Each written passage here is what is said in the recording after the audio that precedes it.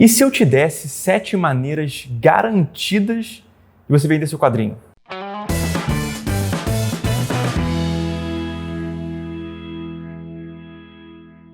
Fala galera, Rafa Pinheiro aqui, bem-vindos a mais um vídeo de debate sobre um tema não exatamente polêmico, mas é uma coisa um pouco delicada, né? Capas de quadrinho e como que elas podem ser garantidas de vender, tá?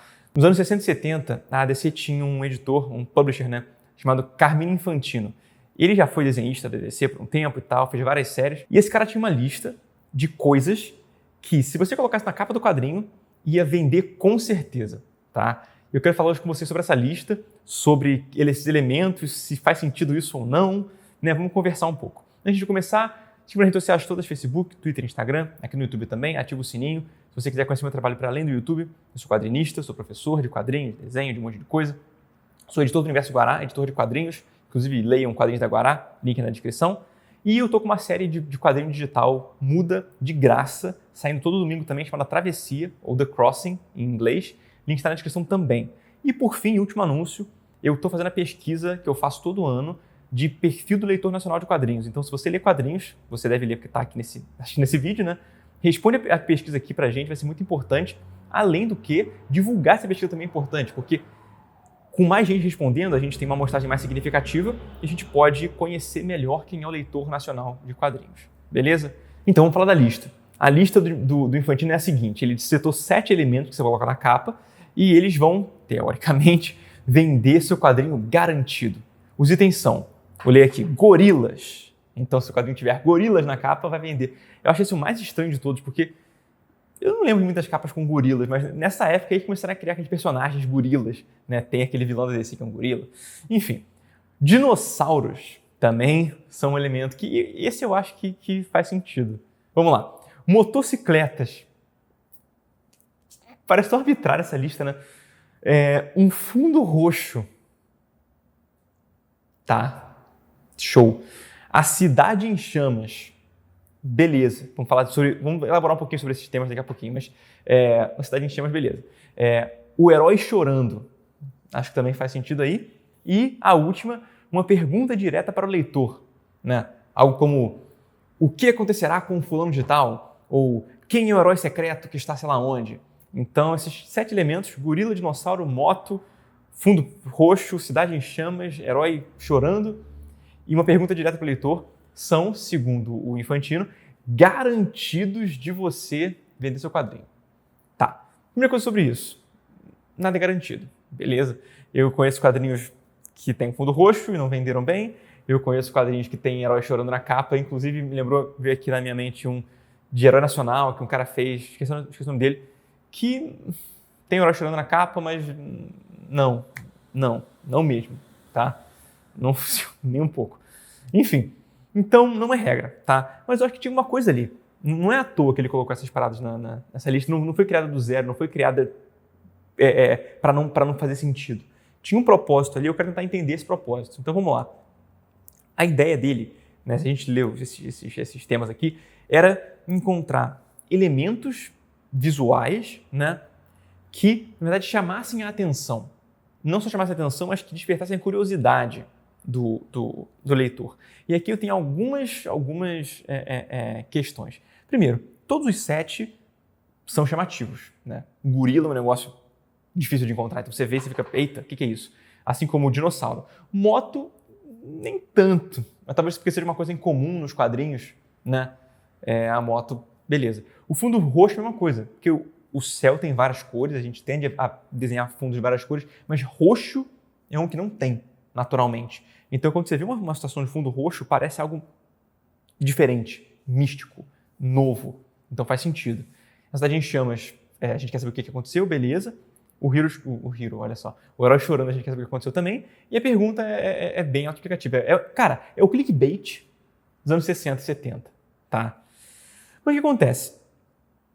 Isso funcionava numa época em que os quadrinhos eram super-herói, majoritariamente, né? E tinha menos histórias sido contadas, sabe?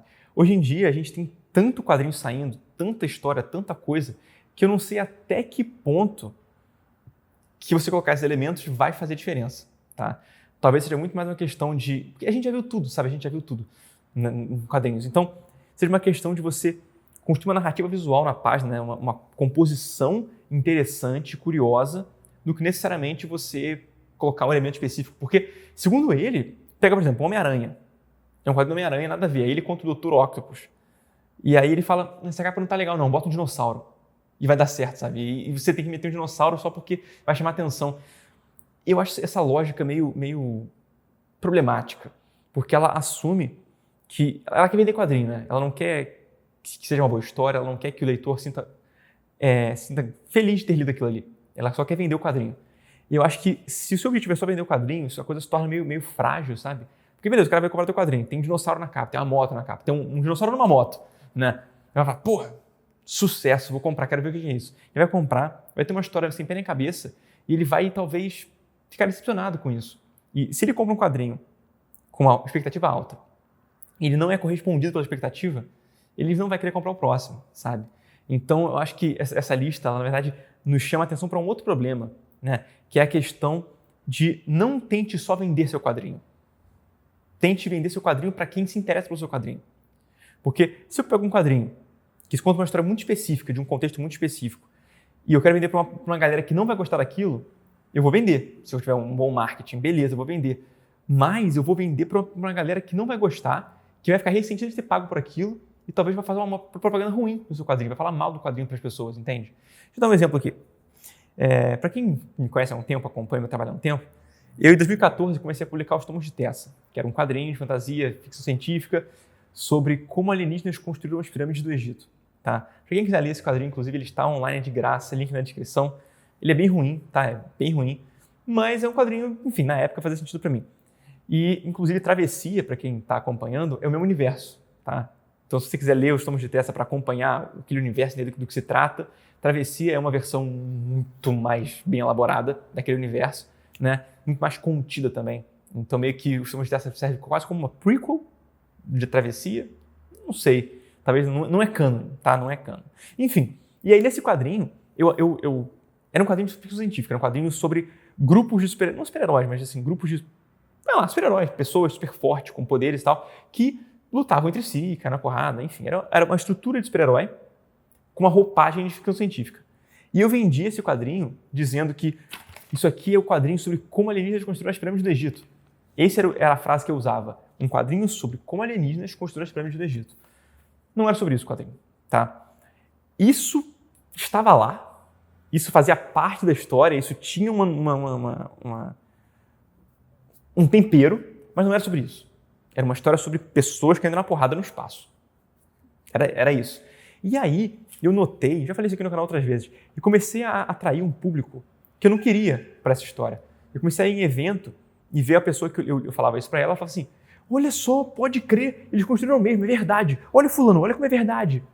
E eu comecei a ver, peraí, eu não quero vender, eu não quero corroborar a ideia de que alienígenas construíram as pirâmides do Egito de verdade. Isso é uma ficção, entendeu? Isso é uma invenção, é mentira. É uma historinha que eu inventei, mas é que como ficção é interessante, mas não é verdade. Eu comecei a notar que quem estava gostando dessa história eram as pessoas que eram meio doidóis, assim, meio teoria da conspiração. Aí eu vi que, pô, eu tô vendendo isso errado. Sabe? Tá vendendo bem, inclusive, com essa frase sensacionalista, eu vendia bem o quadrinho, mas eu comecei a ver que não era para esse público que eu queria vender. Eu queria vender para quem curtia quadrinho de ação, quadrinho de ficção científica, né, de criação de mundo, e eu vi que não era aquilo. Então, na época, eu até fiquei meio mal e parei de vender o quadrinho. Eu tenho até hoje umas filhas lá em casa que eu parei de vender, porque eu acho que não faz mais sentido. Também tem a ver com a época que eu tinha melhorado meu traço, minha narrativa, e aquele quadrinho já não me representava mais. Então, por vários motivos que eu fiz eu parar de vender aquele quadrinho. Mas, enfim, o ponto é, não vendia como eu gostaria, tá?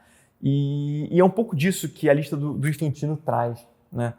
Não é que você não possa ter uma história com motos e dinossauros e fundos roxos, mas cuidado para não ser vazio, ser isso só para vender quadrinho, né? Pense em como isso pode fazer sentido na sua história, se faz sentido ou não na sua história, por exemplo. Inclusive, pensando agora em Travessia e Os Tomos de Tessa, o fundo roxo faz sentido para mim, porque tem toda uma situação do fogo roxo, a energia roxa que é usada no planeta. Então faz sentido para mim, mas o resto não. Então é um pouco pensar nisso. Também lembrando dessa situação da lista do Infantino, tem um aluno meu, aluno meu assim, já é amigo meu, que já fez o curso de quadrinho comigo, agora faz a mentoria, o meu curso de mentoria comigo também, e ele é autor da Guará, ele é o arte finalista do Ecos, o PR Soliver, né, o Pedro Rafael. E ele está fazendo uma mentoria, um projeto pessoal dele, que envolve dinossauros e motocicletas. E, inclusive, no primeiro episódio tem uma cidade em chamas. Então, eu acho que ele está indo muito bem. Se ele está pensando em seguir a lista do Infantino aí, se ele quer vender quadrinho, olha, ele já acertou 3 pontos aqui, então, meus parabéns. Só antes de terminar esse vídeo, eu queria lembrar de uma outra questão que tem a ver com essa lista também, que é o seguinte. O último item da lista fala sobre essa questão de uma pergunta direta ao leitor. E isso funcionava nos anos 770 porque era comum naquela época, era convenção, que a capa tivesse balões, a capa tivesse elementos gráficos que não fossem só o título. E isso caiu em desuso, né? Você não vê mais hoje em dia um quadrinho com uma pergunta na capa, com alguém falando uma coisa na capa. Não é que não possa ter, tá? Mas você vai ter um ar meio retrô se você fizer isso. Pode ser o que você queira fazer, então beleza. A questão é que essa lista poderia até fazer algum sentido na época dele, porque os leitores estavam numa... né? Era um Zeitgeist, né? Zeitgeist, para quem não sabe, é um conceito em alemão para espírito do tempo ali, né? O que naquela época se fazia, se pensava, se sentia. Então, naquela época, essas coisas faziam sentido, ou faziam mais sentido do que agora, talvez, né? Mas, hoje em dia, o Zeitgeist é outro. A gente está pensando em outras coisas, a gente tem outras questões, outros problemas, outras dúvidas sociais e tal. Então, não adianta você pegar uma receita de bolo de outra época, tentar aplicar para hoje, raramente vai dar certo. O que você pode fazer, e eu acho válido, é pegar esse tipo de coisa como eu fiz aqui, né? Pegar essa lista, tentar interpretar o que ela significa, né? Entender que todas as 7 coisas são questões, é a lógica do clickbait, né? De questões que não são usuais num quadrinho, e ao ver aquilo ali, o cara vai ficar meio, peraí, isso aqui, que estranho, quero ver o que é. Porque o cara vai ficar curioso, vai despertar a curiosidade das pessoas. Mas aplicar aquilo exatamente como era, não vai dar muito certo, geralmente não vai funcionar. Inclusive, um motivo pelo qual não vai funcionar é que essa lista era benquista, era uma lista que todo mundo falava sobre na época, e foi muito usada. Então, meio que a ideia era que fossem coisas diferentonas, coisas que chamassem a atenção. Quando começou a ter um monte de quadrinho com fundo roxo, com cidade em chamas, com um herói chorando, com motocicleta, a galera se acostumou com aquilo e parou de ser interessante. Então, outras coisas passaram a ser interessantes no lugar delas. E é normal, essa questão cíclica aí vai acontecer eventualmente. Talvez um dia, daqui a 10 anos, 20 anos, essa lista volte a ser super relevante, porque volte a ser o nosso Zeitgeist. Quem sabe, né? Então comenta aqui embaixo, eu quero saber de vocês quais são os elementos de capa que mais chamam atenção, que para vocês mais fazem diferença, mais fazem você falar, eu quero ler esse quadrinho. Eu estou muito curioso para ler esse quadrinho. Comenta aqui embaixo, beleza? É isso, gente. Curte, comenta, compartilha, se inscreve. Coisa que todo mundo já sabe, não se esqueça de ler Travessia e de responder a pesquisa. Aquele abraço. Valeu!